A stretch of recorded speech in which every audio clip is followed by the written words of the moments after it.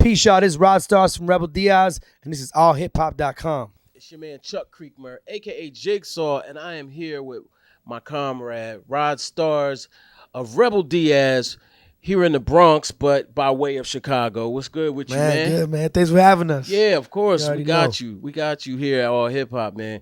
Now, for some context, my sort of I have all hip hop, and then I care about the people, and I work with the people and for the people, and I advocate for power in communities that may be impoverished from time to time. You might know me from that. So that's how we got to know each other. You a real one, man. You know You what I mean? down for the people. Yeah, Plain and simple. absolutely. But I think there's a difference between activism and revolutionists. Absolutely. Yeah, Absolutely. right. Now I consider you absolutely like a revolutionist because you guys go hard like on a whole nother level. Like this is your life work, and I really appreciate it because when I'm like, oh, let me do this or let me do that, I see that you guys are like really on the front lines. You know what I'm saying? So first of all, just catch everybody up to speed with Rebel Diaz and what you're doing personally. I know you've done some solo music and things. I mean, Rebel Diaz, it's me and my brother. You know what I'm saying? G1, RodStarz. And we like to say, our music has always been a representation of who we are. We're the children of political exiles from Chile. My dad was a political prisoner in Chile under military dictatorship that was funded by the CIA. Yep. We like to say we're survivors or an extension. We're the seeds of that rebellion of the first 9/11, you know what I mean? Right. Which was September 11th, 1973, when they overthrew the democratically elected government of Salvador Allende. Allende was the first time that socialism had been, had won through the ballot. It wasn't through revolution like in Cuba. It was through the ballot.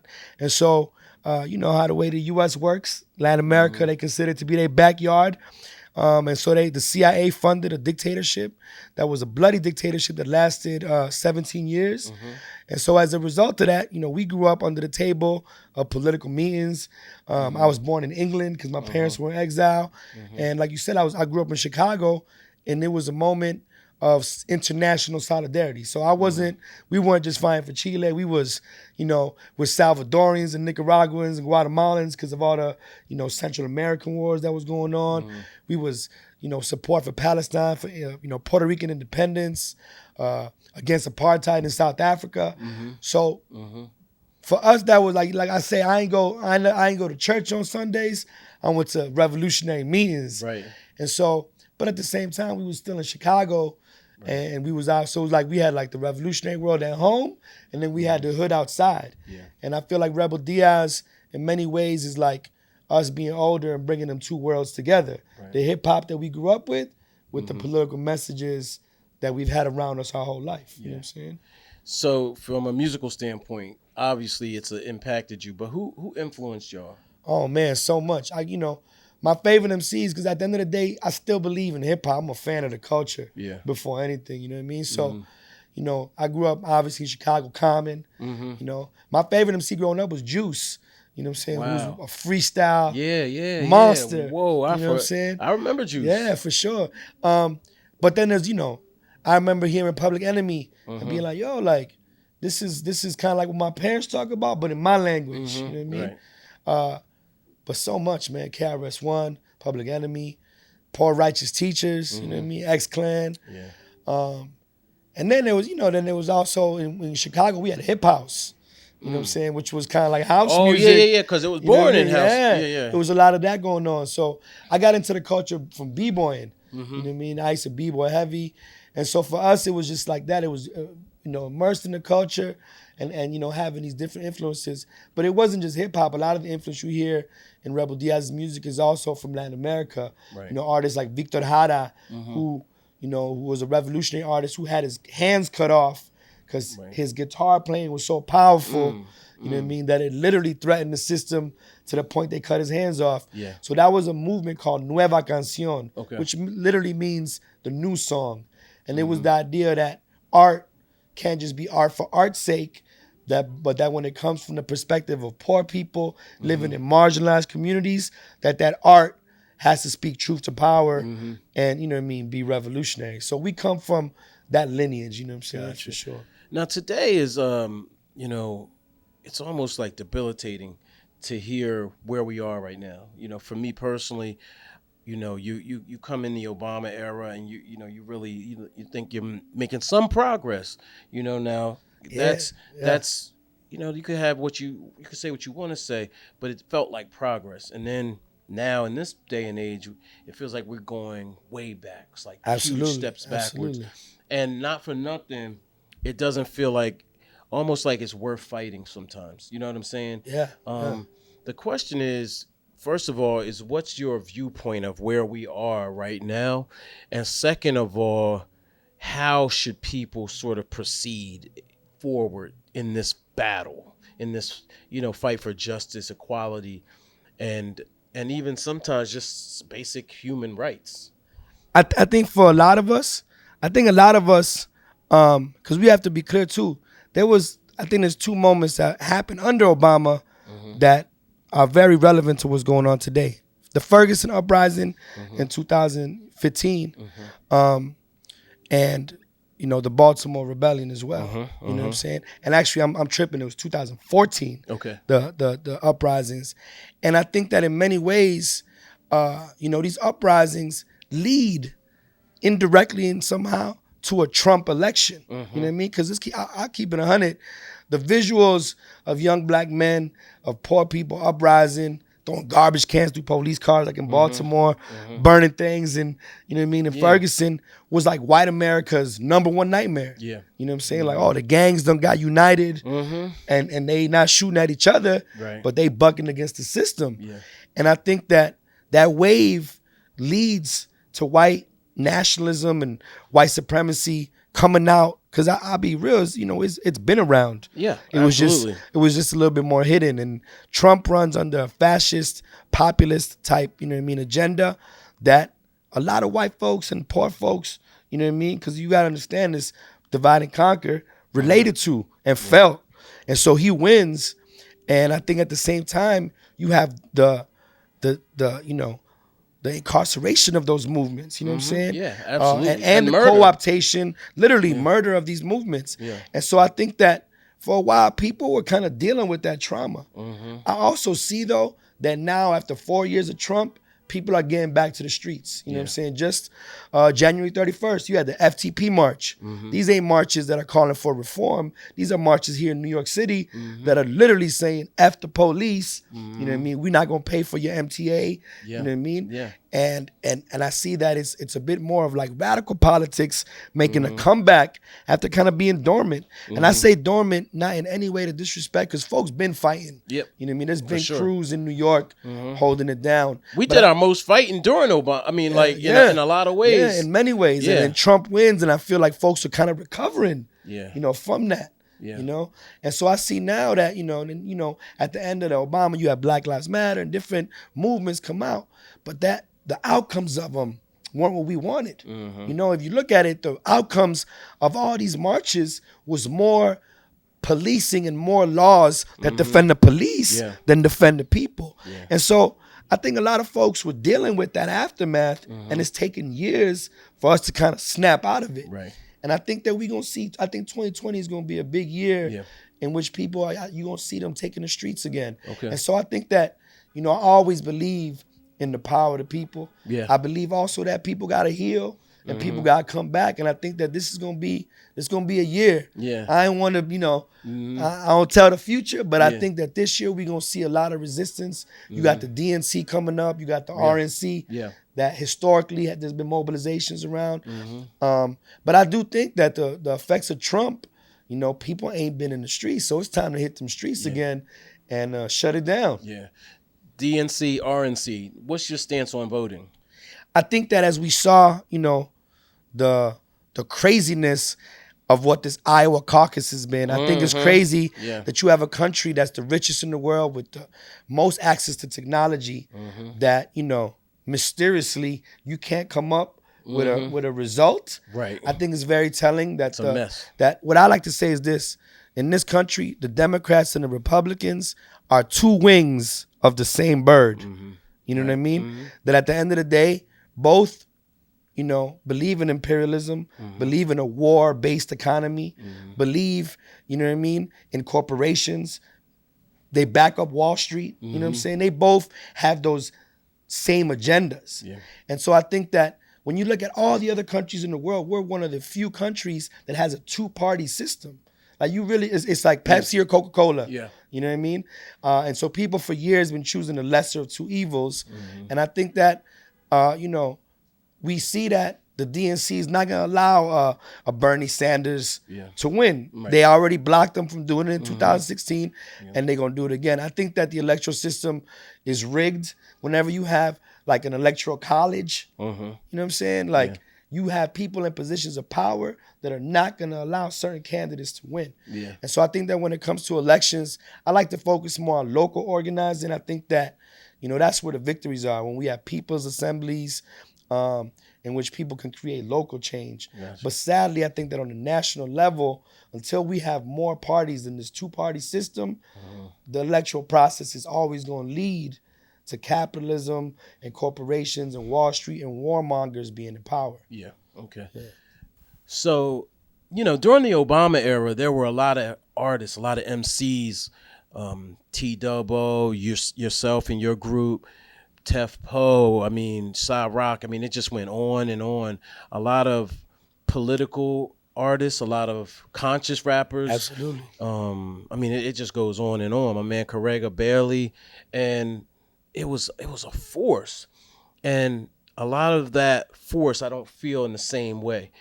What would you say is the state of the hip hop community from that vantage point? And these weren't like cornballs, you know, I mean, it was like real truth to power, a movement.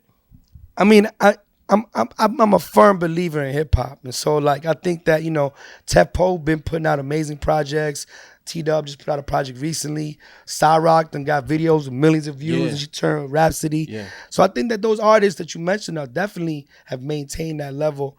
I also think that as artists, we're cultural workers that in many ways are accountable to our communities and to the streets. So if the movements ain't out in the streets, the artists, you know what I mean, are going to start focusing more on their art. You know what I mean? And so I think that it goes hand in hand. You know, TruthTo and T-Dub was artists before Ferguson, but when Ferguson happened, they was out there in the streets. You know what I mean?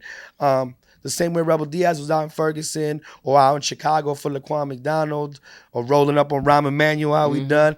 So I think that, you know, we tend to, you know, respond to the mobilizations that the people got going on. Like when James Brown did I'm Black and I'm Proud, it was a response that there was a movement that was going on and you know, simultaneously as that music was coming out.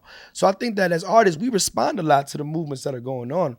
And I think that, like I said, I think that this year we're going to see a lot more. We're going to see a lot more because the time is now. You know what I'm saying? Yeah, absolutely. The time is now. And I think that, you know, we can't, as artists, as hip-hop artists, we can't sit here and allow for white supremacy to win. It's that simple. It sounds crazy to say it is that but simple. I feel like it's that serious. You know what I'm saying? And it's bugged out because a lot of times when you bring up white supremacy and capitalism, folks get like a little uncomfortable around those terms. But those terms are the realities that, you know, poor people in marginalized communities live with on a daily basis. Like you go to you go to Hunts Point in the Bronx, you know, and folks know. You know what I mean? That police are constantly, you know, and why is that? Because the way that policing works, they literally go out there and hunt poor Black and brown folks. They do it every day on the trains.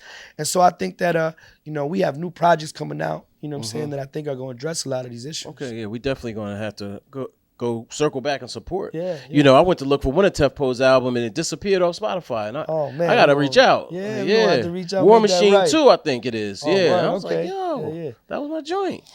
I got the CD though. Okay, that's what's up. Word. But so talk about what work you're doing in Chile. So I'm from Chile, and I like to make a quick connection because folks are like, man, what Chile got to do? This is a little country in South America. So Chile, I'm gonna give you 2 dates, right? Okay. So August 11th, 1973. That's the date on that flyer for Kool Herc's first hip hop party, right? Okay. Exactly a month to the date. September 11, 1973, thousands of miles away from the Bronx in Chile, there's a bloody military coup that overthrows the Salvador Allende government. Now, why do these two dates relate? First one is the birth of hip hop, right? They say, and then the other one is the birth of a economic experiment that was going on in Chile, but that was being done by U.S. economy. Yeah. So basically, you had a dude by the name of Milton Friedman, who was a professor at the University of Chicago. He had this whole theory that capitalism is failing, so we need a new type of capitalism. That type of capitalism is called neoliberalism. Okay. Right? Which is really just a fancy way of saying the old capitalism messed up. This is new capitalism. Right? Neo meaning new. Cornel right? West uses that word quite a lot. Yeah, and it sounds fancy. I always break it down. That's nothing but new capitalism. Yeah. You feel me? And so what happens with that? They use Chile as an experiment. Now, what is this experiment? Lasts 17 years. And they openly say for this neoliberal economic model to work, you have to have an authoritarian regime, an iron-fisted regime, which is a nice way of saying a dictatorship, right? And so what happens in Chile is now the global economy that we live under. So when you look at what's that connection to hip-hop, what is this neoliberal model? Privatization of everything. So in Chile, for example, we have our basic resources. Water is privatized. Transport is privatized. Imagine like if folks came into New York and like, all right, the MTA, y'all having issues, we're going to sell it to a private Spaniard company and they going to run it. Right? So transport is privatized. Water is privatized. Telephones are privatized. That's the idea of this new capitalism, is to privatize everything. How does hip hop fall into this? Prisons are privatized. Right. You know what I mean? So the whole lifespan of hip hop has been one of neoliberalism. You know what I'm saying? And so I make them connections because that's what's relevant to Chile. Wow. What's going on in Chile today is that people have been fighting in the streets since October 18th for about 4 or 5, going on 5 months, directly rejecting that neoliberal economic model that folks in Chile are like, yo, we had enough. You know what I'm saying? And in typical capitalist fashion, they being attacked with chemical weapons. You know what I mean? More than 500 people done lost their eyes. You know what I'm saying? Like people, literally, these cops are being trained by Israeli police to shoot at your eyes. Wow. You know what I mean? So more than 500 people lost their eyes. We got people walking around with one eye. Yeah. You know what I mean? We have By the way, let me just interrupt you real quick. Visuals on this are horrific. You've shown me some of the videos and shared with me some of the videos, and I mean it's really amazing. I mean it's beyond, it's mind blowing. Bro, they have a tank. It's called the Guanaco. I don't know. That's it's like some type of llama, the name of it, right? Okay. Because literally it spits. Yeah. And so what it is this truck that rolls up on the protest and just throws out this toxic water. And so for years they would lie and be like, oh, this is just water. But anybody that's been in the streets will tell you. And so recently they came out and owned it. Right. That it's chemical warfare. Yeah. You know, they throw in this water that's like mixed with pepper spray and, you know, and so it's, people are the repression that's faced these protests has been severe, but at the same time, the whole world is watching and being inspired. A lot of these marches in New York, where people are jumping the turnstiles, are inspired by the Chilean youth, which is how it got set off. Like it started on October 18th with high school students. Yeah. You know what I mean? And that's, to me, the beauty of it, that the people out there in the streets are like 15, 16, 17 years old. You know, from my, you know, experience, giving an example to the rest of the world on how to resist, you know what I mean, and how to do it the right way. Because a lot of the criticism of young people is that they aren't active, or they are, you know, in that quote unquote millennial mind state that's very self-centered or selfish, or a sense of entitlement. But to know that there are people here and abroad. Yeah. And so it was crazy that these are the grandkids of the political prisoners from back in the 70s. And a lot of them are saying like, yo, you ain't kill us all. We are the seeds of that rebellion. And I think that I believe in the same way that young people in this country will eventually rise up. You know what I'm saying? Because I think that, you know, and I ain't trying to be, you know, pessimistic, but it's only a matter of time before the dollar crashes. We in debt so much with China, you know what I mean, that when them loaves of bread start costing $20, that's when you're going to see people. And the scary part about it, too, is when you look at these concentration camps on the border, you know what I mean, you got to start thinking towards the future that if they can have thousands of babies in, you know, in these concentration camps, you know, what's it going to be when they start having adults and people? Yeah, you know absolutely. And so that's why it's important that we also start speaking on these issues right now before it's too late. Yeah, for sure, man. There's a movie called Children of Men, and Word. if you've seen it before, it's a very dystopian. It's a classic movie, but Yeah, but it's a bleak view of the future, and that's kind of what I envision things heading to. Now, I don't want to be pessimistic either, but you have to look at where we are and hope that the fight is worth it. And I think that when I always tell folks is that, okay, we clear on what we oppose. We oppose these things that's going on. The next thing is, what do we propose? Right. And that's the key. Yeah. You know what I'm saying? We say, all right, we oppose this, what do we propose? And that's why I got to say we got to organize locally. Yeah. You know what I mean? Start growing our own food. Yeah. You know what I mean? Start creating alternatives to the system that's built for us to fail. Yeah. So what do these alternatives look like? Education. Yeah. You know what I mean? Political education with young folks is super important. Yep. You know what I mean? And it's crazy, but I think that a lot of times that's the work that sometimes folks romanticize, but are kind of scared to do. And we can't be scared of the hood. We gotta go and build with the youth on the front lines, man. I mean, I love it, man, because it's funny how at war we are with ourselves as well. Yeah. So you might talk to somebody from, say, the hood or whatever you want to call it, and they hate Cornel West, for example. And I'm like, yo, we need Cornel West. I mean, we need... Everybody got a role. Right. Everybody got a role. Absolutely. You know Cornel West will do his Cornel West thing. Rebel Diaz going to do the Rebel Diaz thing and be in the streets building with the youngins, you know what I mean? Definitely. And a lot of times you might not see that work. Right. Because that's the unromantic stuff, you know what I mean? Yeah. We're not doing it for the gram. Right. You know what I mean? For sure. And I think that that's what we need more of, man. We need folks that's really willing to, get their hands dirty, hands in the dirt. Right, You know what I'm saying? And put in that work. So... What's your relationship with Immortal Technique? Oh, man, Immortal Technique, that's definitely a comrade, you know what I mean? He's going to come and rock with us for Chile this week. And I say this, whenever we've called on him to support, he's always supported, you know what I mean? So I got mad respect for that brother. I want to hear that new music. Me too. Where that As a fan, technique? I'm trying to hear the new, but I know it's coming out. It's coming. It's coming. He's been performing new joints. Yeah, that's what I heard. Shows. But we from Chile, he from Peru. There's definitely a South American connection there. Yeah. You know what I mean? But definitely a lot of respect, man, because he's always represented, and whenever we've put out a request, he's always been there. And I gotta salute that. You know what I mean? So do me a favor and give me your top 5 dead or alive conscious hip hop artists. Oh man, see, what's crazy is that I hate the term conscious because but it makes me because then the other thing is like, does that mean that the other rappers are unconscious? I don't think that. But I feel you, so I follow. Just work with me. I follow the question. I got you. My top 5: Chuck D. Give me why. Chuck D. He's the president, bro. Chuck D is number 1. You know what I mean? Ice Cube. Okay, but wait. First of all, the rest are not in order. Just okay, Chuck just D's number 1. give me why Chuck D. Just I just want to. Chuck D's the front man of Public Enemy. You know what I mean? And folks need to understand, Public Enemy rocks stadiums. You know what I mean? To this day, Chuck D, whether he doing Public Enemy or he doing Prophets of Rage, you know what I mean? Yeah. He rocks stadiums. Yep. Not clubs, a stadium music. True indeed. indeed. You know what I mean? All over the world. Festivals, yeah. International, and just, for his legacy. Yeah. When you talk about conscious music, Chuck D's number 1. Okay, bet. All right? Ice Cube. After Police is, to me, the most iconic conscious rap record. Protest music. You know what I mean? So that's boom. Not to mention, by the way, Ice Cube has never really stopped rapping.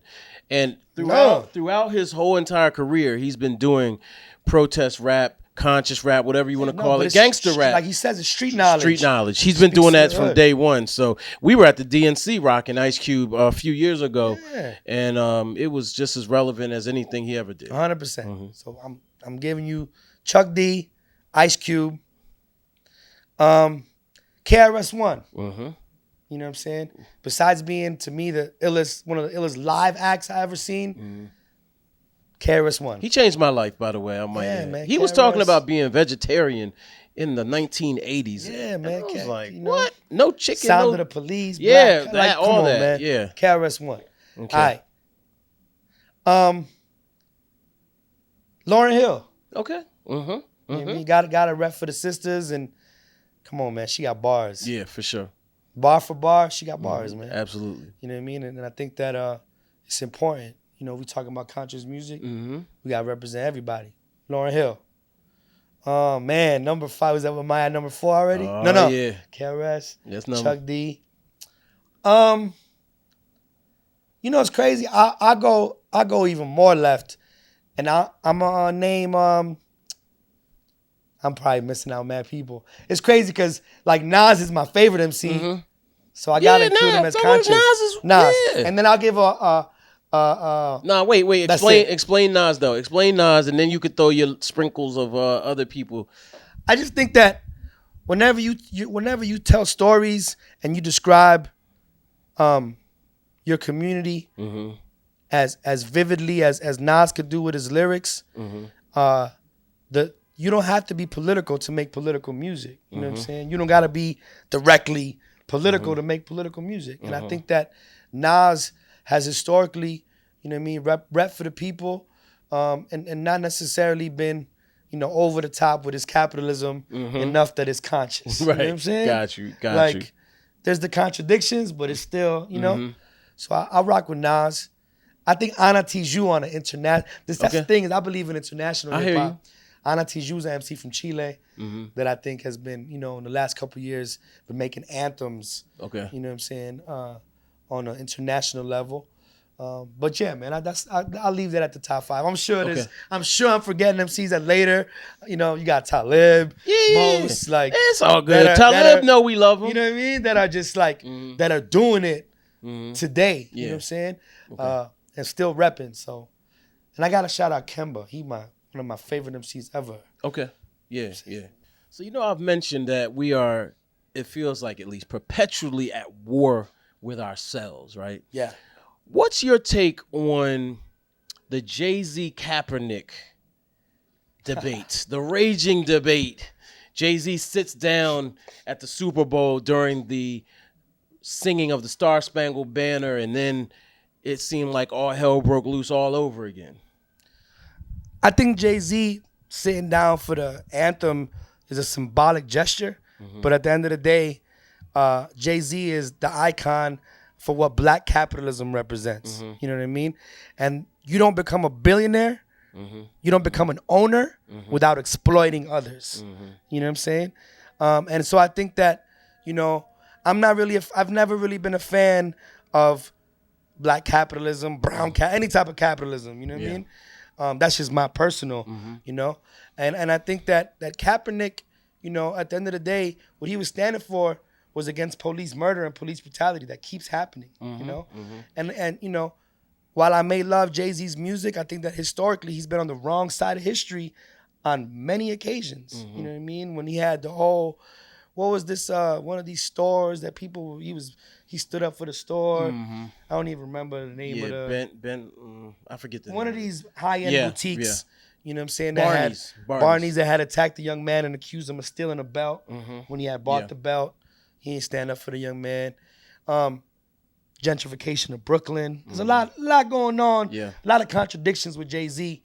And I think that really this whole idea of like, oh, okay, well, I don't believe in replacing imperialism with a friendlier face.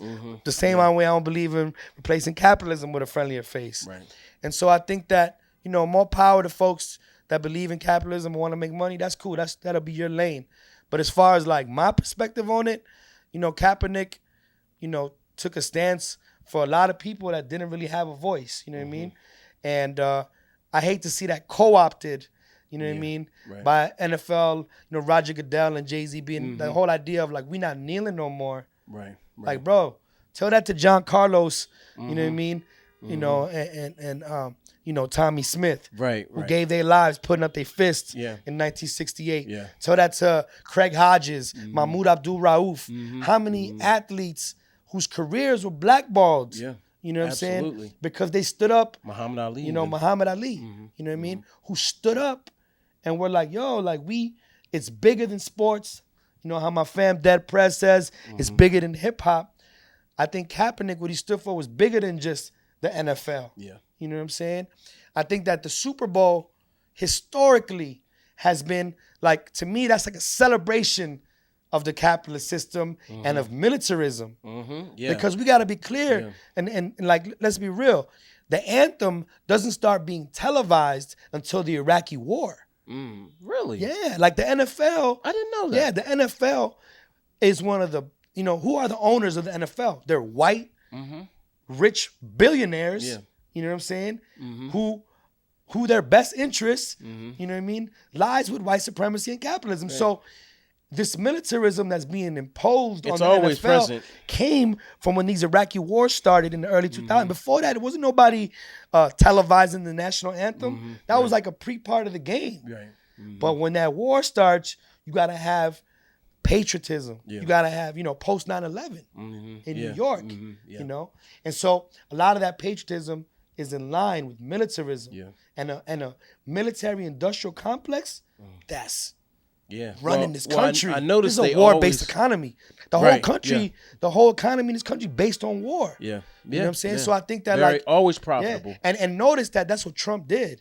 He made it about a conversation that was about protesting police murder into something that was anti-patriotic. Right. You know? Yeah. When we gotta call facts for what they are. Yeah. It was a US soldier who told Kaepernick a respectful way that you could protest is by kneeling. I didn't know that either. Yeah. It was a US soldier who gave him that info. You know what I'm saying? And so I think that you really gotta look at, what are some of these reasons? Why is Trump promoting the national anthem and saying that if you kneel, you're anti-military? Right. Nah. Yeah. You know what I'm saying? Because at the end of the day, when those black soldiers come home, they getting killed on the streets too. Absolutely. You know what I'm saying? Actually, the Mexican soldiers getting deported. Yeah. And actually, soldiers in general get treated like crap when they get home. Yeah. There's footage today of Trump sitting for the national anthem at an event. Oh yeah, just today, like literally. Today it came out. Yeah. So let's be real. Like I think that we gotta be clear that a lot of that stuff with the NFL is owners. It's bugged out. We've been trying to push this idea of assuming our class. You know what I mean? Like in the hood, a lot of times folks, they don't want to assume like we're part of the poor class. We don't own the means of production. Right. You know what I mean? Like Chris Rock got that historic joke where he said, Shaq is rich, but he's not wealthy. Right. You know what I'm saying? Right. And I think that when you look at wealth, some folks aspire to be that. Yeah. But what are the concessions you give? Yeah. And we see that with Jay-Z. Yeah. You know what I mean? And so I think that it's important. I think symbolism is important, but I also think that behind the scenes, there's a lot of co-optation going on. Yeah. You know what I'm saying? Okay. I want to ask you about Obama, but I don't want to. Well, let me put it to you like this, okay? Because you mentioned a pretty face on imperialism. And, Obama's my man. You know what I'm saying? I rocked with him. All the things that I aspired to do, from inside outside game happened during his administration. But there's always this Cornel West conversation. Cornel West always has something to say, and that's my dude. I listen to him a lot because he inspired me in a way that pretty much, when I was at my lowest, he inspired me. Absolutely. Black people, for the first time, and I can't speak for Brown, but black people specifically took a step backwards during that 8 years economically, and a lot of that was definitely from the George Bush era and all the houses, the housing crisis and all that. But what in hindsight, what's your take on Obama? I think Obama was part, you know what I mean? You don't just become president of the US. He wasn't a revolutionary. I cringe sometimes when I see some people like Malcolm, Obama, and Martin together. Like, no, he wasn't Malcolm. He wasn't Martin. Right. You know what I mean? He was a organizer from Chicago that came up through the ranks of the Democrats, you know what I mean, and became president, an amazing public speaker. And I think, what I can't take away is, the idea that young black children could see themselves and be like, yo, he's president. That means I could be president one day. But at the same time, like if we talk in politics, Obama deported more, people than any other president in the history of the United States. And there was immigrant rights activists that called him the deporter in chief. Yeah, I heard that term. His foreign policy, under Obama, there was, there was a CIA-funded coup in Honduras. You know, under Obama, you had, you know, Gaddafi killed. You know what I mean? The president of Libya, who was trying to, you know what I mean, make gold. You know, he was fighting for an African-based, you know what I mean, currency. Right. You know what I mean? Right. And you look at the conditions of Libya now, you know, in which there's slavery going on again. He wasn't a friend of Africa, being that his grandpa was from Kenya. Right. You know what I'm saying? So I think that Obama, but at the same time, I got to be clear, Obama, it was part of that imperialist world. You know what I'm saying? Which is why I bring up when we talk about elections that we got to start having third parties that are not, you know what I'm saying? Obama was part of the bailout. Yeah. Oh, yeah. You know what I mean? When Wall Street crashed, that to me was the largest robbery in the history of this country. You know, it was what, $13 trillion. You know what I'm saying? I don't even know how many zeros that is. A lot. You know? So I think that, you know, once again, similar to Jay-Z, symbolism is important. Cool. Yeah. All right. But when it comes down to results, the results weren't favorable for poor people, you know what I mean, in this country. And so I think that, you know, I was actually, there was a part of me that was like, man, maybe Obama, after he president, he ain't tied up so much, or come out and be more like a Martin. Right. And I haven't seen that. Yeah, you know he's been very quiet. There's been a lot of silence, you know what I'm saying? And so I think that, when it comes down to history, and I say this because, have you seen how Trump uses them executive powers? Yeah. Obama could have went out swinging. You know what I mean? Trump uses those powers, man. He uses them powers. And when I at times I'm like, man. It always felt like they're holding you back. He wants to do Now we also got, you know, we gotta call it for what it is. Yeah. If Obama did half the stuff that Trump did, he would have been impeached. Yeah. Impeached, like this. Maybe killed. You know, so we'll see. But like I say, I think that his legacy, he's an imperialist and he's part of this power structure, you know, that I don't believe in. Yeah. Do you ever feel like you're in a movie like I look at Star Wars and I'm just like, dang, these rebel forces, you know what I mean? The rebel forces are like winning in Star Wars, but it just feels like it's like a movie almost. Like I feel like the more we are removed, that's why I try to bring up history so much. You know what I mean? And I try to share it with young people is that if you think about it, like how far we like, what was it, like 50 years removed from the Black Panther Party? Yeah. You know what I mean? A little more than 50. And if you put it in context, when folks were coming up in the 90s and 80s, that's like somebody telling you about the 30s and 40s. That's like ancient. Right. You know what I mean? And so to me, that's why it's so important to bring those roots of resistance back to the forefront. You know what I mean? And why it's important to also get politically educated. Yeah. You know what I mean? I think that we can't dumb ourselves down. You know what I mean? And it doesn't mean that you gotta be using big, fancy words and none of that. But it's the idea of understanding history and being able to analyze it. You know what I mean? And being able to resist that. You know, because I feel like in many ways capitalism is like, you know, like food. If you hungry, they dangle in front of you, and it's the false idea that you can climb the social ladder, and that's where we as poor people fall for the okie doke. Is that they tell us like, yo man, get you an iPhone, get your little flat screen, be good, bro. You comfortable, right? You know what I mean? Yet you in debt. You know what I mean? You can't study because school is a business. You know what I mean? Ain't no jobs with you know. Living wages really available, you know what I mean? And so then what happens? Now we're living a moment where it's like the gig economy, where everybody got to hustle. You know, I'm doing tech, I'm doing Uber, I'm doing whatever, you know? And then even then, that's even worse because you don't get to unionize, you know what I mean, under that and fight for labor rights and stuff like that. So I think that, you know, I think it's important to really push the revolutionary ideals forward. You know what I mean? And keep them alive. You know what I mean? Because I think like if you look at the 10-point program of the Black Panther Party, you know what I mean? It's not that crazy. Food, clothing, shelter, you know. And lately I've been more and more studying indigenous resistance. Because I think a lot of times folks look at indigenous communities as something of the past. And I think that what they're on is the future. The idea, like, can you grow food? Do you know martial arts? Mm-hmm. You know what I mean? Can you defend your family? Right. You know what I'm saying? Right. Can you educate your children? You know? And so I think that those are questions that we got to start asking ourselves as people living in the system, is how can we, you know what I mean, be more like the indigenous communities and be more self-sustainable, you know? I think that every day that you can steal hours away from capitalism, it's a victory for the people. And we live in a crazy time, because I don't think that we've even seen the effects, because we live in it, right? It's like an attention-based economy, right? Yeah. In which your data,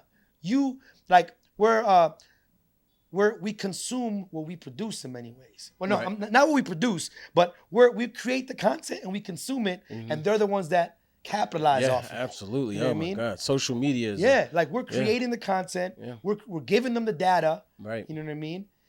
And we haven't seen the effects of it. I mean, in a lifespan of what the world is. You have to pay to promote. Yeah. And the attention span. Yeah, it's crazy. You know what I mean? You constantly getting distracted. Yeah. And so how does that take away from building community? Yeah. How does that take away?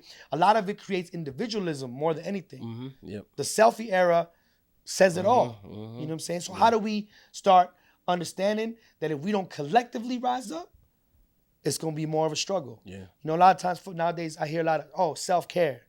That's cool. What about collective care? You know what I'm saying? Because all of us are the trauma we all dealing with is called poverty. Yeah. You know what I'm saying? Yeah. Yeah. And I say poverty, I was like, man, I ain't poor. I go to my hood, tell my boy Lou all the time. He's like, man, I ain't poor. And it's like, no, I ain't. Yeah. Maybe poor is a harsh word, because we rich in our history, and we rich in our peoples. Our ancestors is what make us rich. Yeah. But when it comes to this economy, we're part of the poor class. Yeah, you know what I'm saying? And so how do we fight back against that? By creating our own alternatives and becoming self-sustainable. You know what I'm saying? Yo, RodStarz, I could talk to you all day, you already brother. Know. Yo, tell people where they can find you on social media, internet, everything. You can find us at Rebel Diaz. Okay. That's the cruise. You know what I mean? And at RodStarz is my personal. With a Z. RebelDiaz.com too. Yeah, okay. Yeah, both with a Z. Salute.